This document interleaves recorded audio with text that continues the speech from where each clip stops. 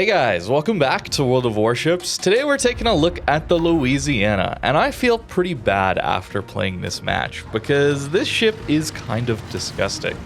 Having these planes to spot and deal damage for you, all while being very close to a Montana as far as your main gun firepower, is a little bit too good. This ship is very, very powerful. I don't play it very often though, just because, as you guys know, I'm not a huge fan of carriers or subs in this game. I just don't enjoy the playstyle as much, and it feels a little cheesy to me playing these planes. I don't know. That's just kind of how I feel about it. That's why you don't see it too much. But it is very, very powerful. We get these planes that can walk over to people and drop some pretty good bombs onto them and spot at the same time. That's really the powerful part. But as we know, those things might be changing in the future. I hope so. And that really brings up the question, what happens to these hybrid ships? Are they going to function like they currently do, or are these carrier changes actually going to apply to them? I think a big issue is spotting. That's one of the main things that this rework or changes to carriers in 2024 hopes to bring, at least I hope it's going to bring. Focus fire, but also really it's the spotting that's so powerful. And with the Louisiana in particular, you can essentially spot for yourself and then get a salvo off with your main guns after you've dropped your strike. That's a little too good, as we're going to see in a little bit here. We have pretty decent ASWs, and we'll look at the build in a little bit, but yeah, I was kind of forced to run a secondary build by my Twitch stream. That was an interesting choice as far as a main build goes, but hey, we got a few secondary hits, so worth it. It's gotta be, right? Takahashi here stuck bow in as a light cruiser. Not a great position, but that said, he should go dark, honestly. There's really not much left to spot him, and there he goes. Now, the midway planes are on their way, so I'm just waiting for that. That's the rough part here, okay? Spotting is just extremely powerful, and one of the main reasons I think people play far back, because if we push in and we get stuck in a bad position, we don't know who's got our broadside, we're pushing into a crossfire, we get stuck in a bad position, well, suddenly we can't get out of it, even if we're a light cruiser with decent concealment. So we get a pretty nice hit in, 10k. These are 406mm guns, if you didn't know, that's why I compared it to Montana. And the carrier is going to strike this guy and do a little bit of damage, but actually he didn't even hit him. Sorry, I assumed he did some damage there, but we're gonna get a strike in as well. This here is the really powerful part, and I don't know if these proposed changes to carriers are actually gonna fix this. The thing is, you have a traveling mode and a striking mode. In the traveling mode, you don't spot things on the surface, but in striking mode, like we would be right now, where we're striking someone, you do spot things. And look at how fast I can get back to my ship and fire off a salvo here, okay? My planes were the ones spotting there. The carrier was gone, right? The carrier planes were done. It was my bombers that were spotting this guy that allowed me to get that shot off, and we kill him. Apologies to you, Mr. Takahashi, again. Apologized in the Twitch stream. I'm gonna apologize now in the video, because that was dirty. That was just awful. Yeah, he really got World of Warshipped in that match, unfortunately. So that right there is gonna need to change, in my opinion. That is really a big issue with these hybrid ships. Carriers, yeah, I think it might be okay if they're only spotting when they're in the attack mode, but I think for these hybrids, I don't even think they should be allowed to spot for teammates in the attack mode, or even for your ship. I think you can spot for your planes while you're in attack mode would be okay. Now we're getting into specifics, of course. Something I said that I didn't really want to do yet, just because we haven't really seen the proposed changes yet. It's really all about the intent so far, at least that's kind of how I'm viewing it. But this is going to be a problem, these hybrids. And if we do spot while we're in that attacking mode, like has been kind of proposed, that could be a very big issue, just because that's where the power of the Louisiana and these hybrids really lies. Sure, there is main spotting while you're traveling, and we're going to do that as well. There's going to be a DD on the loose in our back line that I'm going to have to go try and deal with, as well as in the late game trying to clutch up this match, actually, with these planes. So it is a good change, I think, if traveling doesn't spot things, but I do think there is a bit of an issue here with even just spotting while you're in the attack mode. We'll see what it comes to. I've already done 90k damage in this game. Pretty decent so far. Not, like, insane. You might notice me miss or not do optimal strikes with these planes. That's just because I have very little practice with them. Marco Polo, we didn't do a lot of damage to him earlier. I think that was just down to hitting deck armor. So tried to hit his bow. Hopefully our bombs would pen that, but didn't get the hits that I was looking for. But we're still going to get some fires out of them. That kind of thing is very, very strong. And we're kind of a sitting duck for the enemy carrier. But our AA is surprisingly decent on this ship, so we're going to do some good damage here. And getting broadside hits into these Atlanticos and North Carolina on this flank here is just... It's very, very powerful having a ship like this. You're 90% of a Montana, let's say, as well as a carrier that can spot for itself and do damage that way. It's kind of ridiculous. I thought as much when it was coming into the game, and I certainly think that now. Even though I think it has been... I think the planes have been nerfed a little bit. The bombing reticle might have been increased a little bit, so it's harder to hit things, but still going to do some really good damage if you get lucky with dispersion on those bombs, or if you're striking a big target. Schlieffen here, forced to turn into cover. Traditionally, this would be a pretty safe spot for him, right? Where he's getting behind an island, and there's not much we can do about it. But with planes, we don't care about islands, so suddenly islands don't become this... safety feature of the map that allows you to push up and have almost a rest stop or a checkpoint where you're able to wait for your damage control and your heal to recharge and maybe get back some HP, let the battle progress from there. You can't do that when there's a carrier in the game. There's all sorts of reasons why I'm not a huge fan of carriers in the games that I'm playing, but that is also one of them. Marco Polo here is going to be pushing into us. The carrier's going to strike us at a pretty bad angle, to be honest with you. And look at those planes shot down. The AA on Louisiana is really, really good. I would assume because carriers tend to have just better AA, and this is sort of a carrier, I guess. But we're going to do some decent damage with the AA to the enemy carrier. That said, you can still launch a lot of squads that are full, even if you lose some planes in your carrier. The thing that's interesting about hybrid battleships is that, or hybrid ships in general, is that you're just always getting a full strike. There is basically zero penalty to losing planes. You really don't have to think about it nearly as much. And I'm saying that knowing that carriers don't have to think about their plane losses all that much, but they certainly have to think about it a little bit, where a hybrid ship doesn't even have to think at all really about it. They just go in, click on someone, and then a full squad's charge it up again in a short amount of time. Here we go again, Schlieffen, safe behind his island, quote unquote safe behind that island. We get a double fire. Apparently, we're not actually going to pen his deck armor there, so we do get a bunch of shatters, but the fires will pop a damage control and hopefully lead to his downfall. Lucian in the middle.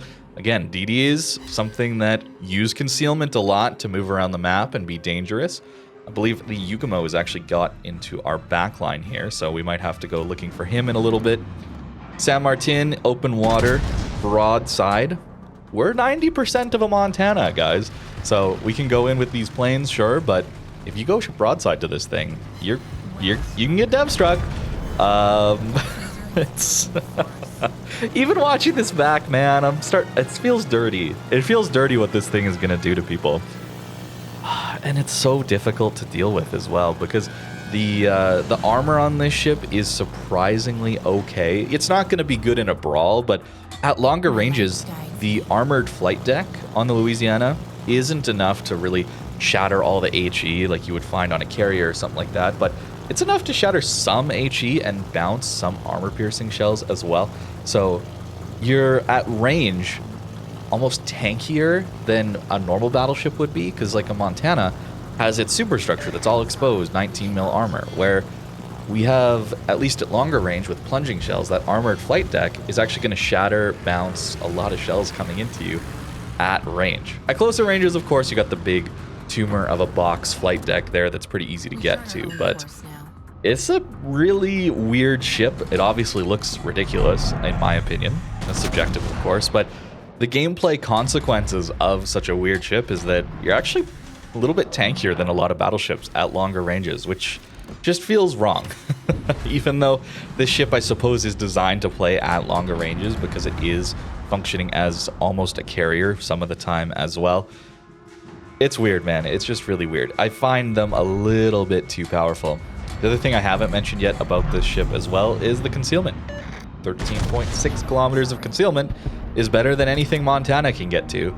So you're even stealthier yet as well, which seems a little bit crazy. But we're getting into the late game here now. So we're getting close to the point where a carrier is very, very strong. I talk about this all the time when it comes to cruisers and light cruisers, where if you don't have as many ships on the board, a light cruiser can do a lot more work because it has more room to maneuver. Destroyers as well can use their concealment to get all around the map and get cap zones to surprise people, all that stuff. But a lot of that can be countered just by being spotted all the time, right? A lot of the benefit there is that you can use your concealment as some of those lighter armored ships or destroyers to sneak up on people, surprise people with positioning. But we just get to do this, right? We just get to even hover over this guy. I'm not even going to strike this Unicum because my planes would then be gone and I wouldn't be spotting him anymore. All I'm going to do is spot this guy for my teammates to kill. So the question is, are we going to be able to do that still when the carrier rework happens, when the spotting changes happen? Or is it a situation where we go into our attack mode, but we can just not attack and then go up and down into attack mode? Maybe it works like, this is just, you know, hypothetical. I don't actually know how it's potentially going to work, but what if it works like submarine depths, where you can go up and down? Remember how we had that issue with subs where they would kind of just bob up and down, going just barely into periscope and then just barely below, so they would be immune to shots coming in, and then back up to periscope for a second and then down, and they would just bob up and down, and that was kind of the meta with them for a bit until they reduced the ability to do that. They had to nerf them down, I guess. I don't know, are the planes going to be able to do that as well and dip up and down in between attack mode and transport mode to just spot constantly? I don't know. All sorts of little gimmicks like that. Again, it is details, which we shouldn't really be all that focused on, but these are questions. These are things we're going to have to look at and be aware of when it comes to this potential rework. But back to the game, we have lost all 3 of our remaining teammates. Just like that. So it is now a 1v1 against Illusion. And if he survives for 2 minutes, he wins, because there's no way we're going to catch up on points. But he's against a Louisiana, who knows generally his last known location, right? It's any other battleship, he wins here. Well, I mean, there's a few hybrids, I suppose, but any other battleship that's not a hybrid, he wins. He just wins. Maybe if I was in a radar battleship like a Missouri and he pushes into my radar range, maybe. But we'll see. We do miss our first drop there. I think that was okay aim. Maybe we just got unlucky. Maybe I quite overlet him, something like that. But that's okay. We can keep pushing towards him. Our next planes, our next strike is available in 40 seconds. That's another thing that's a little ridiculous about these, at least in my opinion, is just that the instant you launch your planes, they're already starting that reload. So if you have a long flight to get to your strike point, your planes are just reloaded by the time you're back anyway. It's really weird. I find these hybrids to just be OP. I don't like playing them. I don't like planes. I don't like how they feel, but they are very strong. I was trying to blind shot there based on when I got detected. I knew the Lucian was around the island, so he wasn't detecting me, but as soon as he detected me, I knew he had popped out from the island. I had line of sight on him then at that point and could try a blind shot, but it didn't work out. But we've got another drop ready, another set of planes. We got 47 seconds to get this guy here. And the thing to keep in mind is I'm really going towards this guy for spotting mainly. I don't trust the drop, as you can see on our first drop. We didn't even hit him once. So I don't really trust the drop to do damage. So really what I'm doing here is not focusing on aiming for this guy. I'm focused on getting back to my guns as quickly as possible. And then what I'm going to do is try and get a shot off with my main guns. You notice I swapped to the HE, and we're going to try and be ready for that. And then the bombs that I aimed extremely poorly, my aim point was way to the left of where he was, actually just take him out. I'm laughing, but it hurts. It hurts, man. That's not fair. But there you go, 190k, kind of clutching up the end here with the bombers of all things. Look at all those ribbons, by the way. That's a lot of ribbons. Kind of ridiculous. Good old neuron activation, I suppose. Nearly 3k base XP in that one as well. We did a bunch of spotting. We killed a bunch of planes with our AA. kind of just does everything in the battle that you'd want it to do, really. As for the build here on the Louisiana, you probably shouldn't be running it as a secondary build as I was in this game, but as you can see, it can function like that. Not that we got a lot of value out of those secondaries, although they do have the high fire chance versions of the Monty, Ohio secondaries. Things like Georgia and Massachusetts have like a 5% fire chance. Here we get up to 9%. So that can be pretty strong. Keep in mind, though, that these don't have the improved accuracy, right? So they're not actually going to be like Ohio secondaries. But you can get a lot of them off on one target, especially if the target is on the left side of your ship here.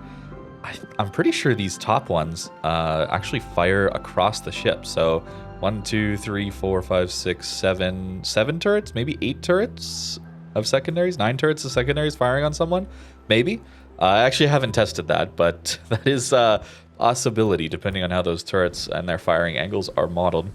The upgrades on the ship look like this. I mean, again, secondaries are a bit of a meme, but we can actually run Air Groups Mod 3 here. This is unique to these hybrids where we actually do get a bonus to our planes, where these planes are faster, they prep faster, and they are a little bit tankier. So, of course, we're going to do that because the planes are OP, and that's why we're playing this ship, right?